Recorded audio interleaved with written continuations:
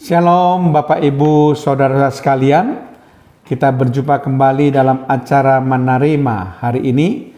Saya harapkan kita semua berada dalam keadaan yang sehat, bersemangat untuk terus belajar firman Tuhan. Mari kita buka terlebih dahulu acara Menerima hari ini dengan doa.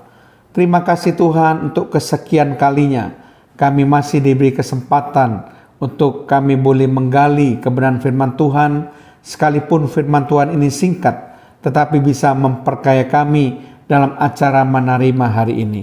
Berikan kepada kami pengertian, hikmat, akal budi daripada Roh Kudus untuk kami boleh mengerti apa yang akan kami bahas di dalam kebenaran firman-Mu ini. Terpujilah nama-Mu Tuhan. Di dalam nama Tuhan Yesus Kristus. Haleluya. Amin. Shalom Bapak Ibu Saudara sekalian.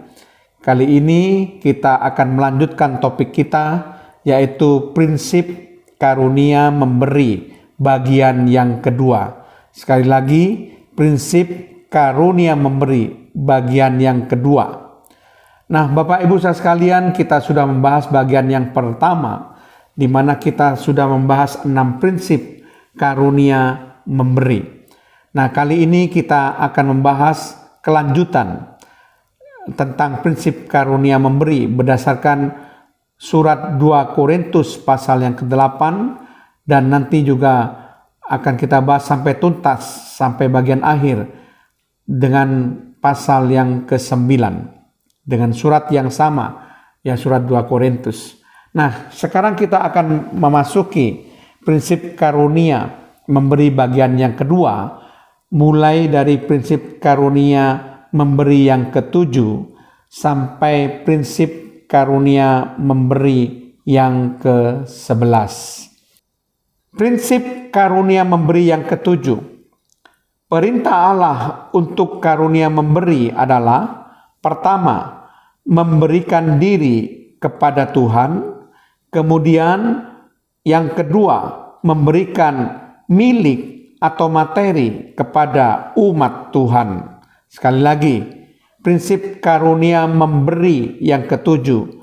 Perintah Allah untuk karunia memberi adalah: pertama, memberikan diri kepada Tuhan; dan yang kedua, memberikan milik atau materi kepada umat Tuhan. Ini bisa kita baca dalam 2 Korintus pasal yang ke-8 ayat yang ke-5. Mereka memberikan lebih banyak daripada yang kami harapkan.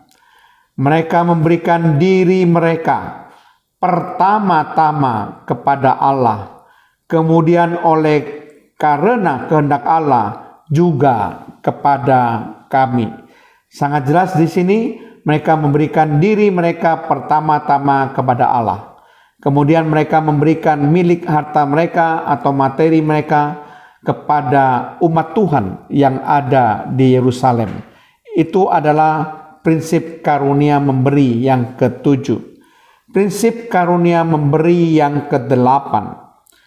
Ketika Anda berkomitmen untuk memberikan dengan murah hati dukungan kepada seseorang atau kelompok orang, maka itu berarti Anda telah memenuhi komitmen untuk menyelesaikan pelayanan kasih tersebut. Sekali lagi, ketika Anda berkomitmen untuk memberikan dengan murah hati dukungan kepada seseorang atau kelompok orang, maka itu berarti Anda telah memenuhi komitmen untuk menyelesaikan pelayanan kasih tersebut. Dapat dibaca dalam 2 Korintus pasal yang ke-8 ayat yang ke-6. Sebab itu kami mendesak kepada Titus supaya ia mengunjungi kamu dan menyelesaikan pelayanan kasih itu sebagaimana ia telah memulainya.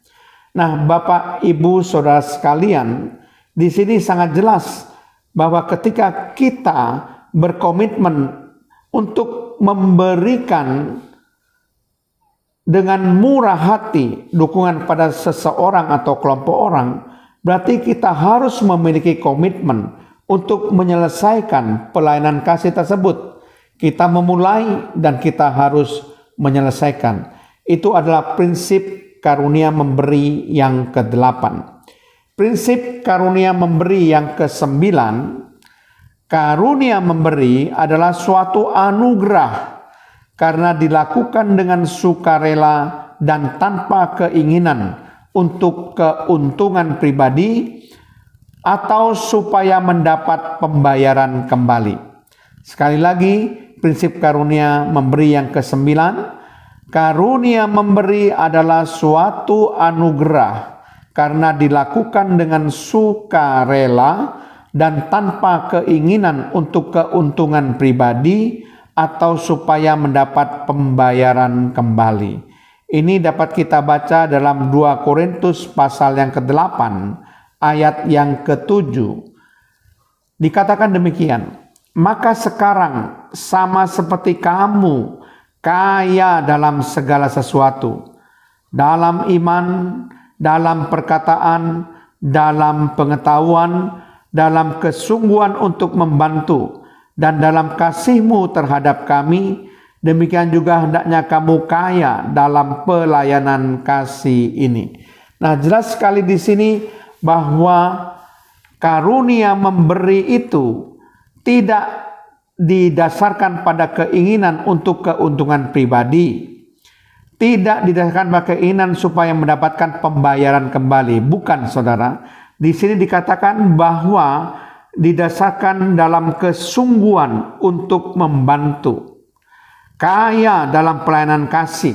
Jadi semata-mata memang betul-betul ada karunia memberi untuk menolong, untuk membantu penderitaan sesama orang-orang kudus, sesama orang-orang percaya, bukan untuk kepentingan pribadi. Itu adalah prinsip karunia memberi yang ke-9.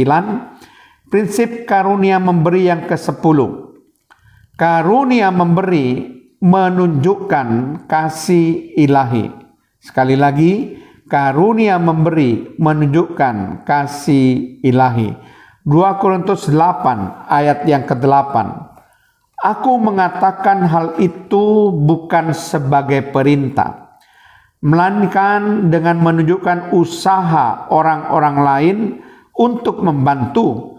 Aku mau menguji keikhlasan kasih kamu. Ya, kata-kata aku mau menguji keikhlasan kasih kamu berarti betul-betul ketika kita memiliki karunia memberi, itu menunjukkan ada kasih Allah di dalam hati kita untuk membantu orang lain, sehingga kita ikhlas untuk membantu orang lain. Keikhlasan kasih inilah yang mendasari kenapa kita memiliki karunia memberi.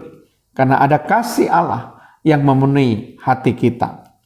Nah, kita akan memasuki prinsip karunia memberi yang ke-11. Kristus juga menunjukkan karunia memberi. Sekali lagi, Kristus juga menunjukkan karunia memberi. Kita membaca dalam 2 Korintus pasal 8 ayat yang ke-9. Karena kamu telah mengenal kasih karunia Tuhan kita Yesus Kristus, bahwa ia yang oleh karena kamu menjadi miskin, sekalipun ia kaya, supaya kamu menjadi kaya oleh karena kemiskinannya. Jadi Kristus juga memberi teladan di dalam karunia memberi. Itu sebabnya saudara sekalian, kalau kita perhatikan bagaimana Kristus kaya akan kemurahan hati untuk menolong orang banyak. Demikian juga setiap orang percaya harus juga meneladani Kristus yang memiliki karunia memberi. Nah, kita sudah membahas prinsip karunia memberi yang ke-7 sampai prinsip karunia memberi yang ke-11 adalah sebagai berikut. Yang ke-7, perintah Allah untuk karunia memberi adalah pertama, memberikan diri kepada Tuhan. Kemudian yang kedua, memberikan milik atau materi kepada umat Tuhan. Yang ke-8, ketika Anda berkomitmen untuk memberikan dengan murah hati dukungan kepada seseorang atau kelompok orang, maka itu berarti Anda telah memiliki komitmen untuk menyelesaikan pelayanan kasih tersebut. Prinsip karunia memberi yang ke-9. Karunia memberi adalah suatu anugerah karena dilakukan dengan sukarela dan tanpa keinginan untuk keuntungan pribadi atau supaya mendapat pembayaran kembali. Prinsip karunia memberi yang ke-10. Karunia memberi menunjukkan kasih ilahi. Prinsip karunia memberi yang ke-11. Kristus juga menunjukkan karunia memberi. Amin. Kita sudah membahas tentang prinsip karunia memberi bagian yang kedua. Saya percaya kita makin diperkaya untuk supaya memiliki karunia memberi, memiliki kemurahan hati untuk membantu penderitaan sesama kita. Mari kita berdoa. Terima kasih Tuhan kalau kami sudah membahas prinsip karunia memberi bagian yang kedua ini. Kami akan terus-menerus mempelajari firman Tuhan, menggali firman Tuhan, supaya kami sama seperti Kristus memiliki kemurahan hati, sama seperti Kristus memiliki karunia memberi. Terpujilah namamu Tuhan, dalam nama Tuhan Yesus Kristus. Haleluya. Amin.